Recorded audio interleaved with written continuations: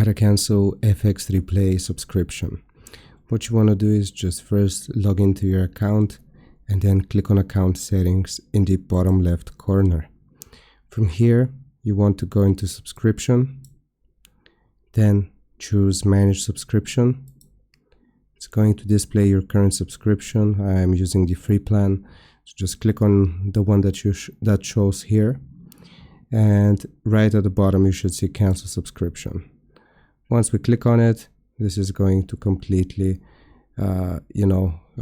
actually take us to this page. Still want to cancel, you will give them a reason why you want to cancel, which features were you missing. You can choose whatever, and here I'm going to do a 5. Anything else? I understand I will lose access to my account at the end of the billing cycle, including all data. Just toggle this and then cancel my account.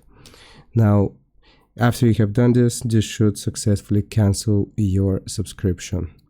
I hope this helps. Leave a like and sub, and I'll see you next time.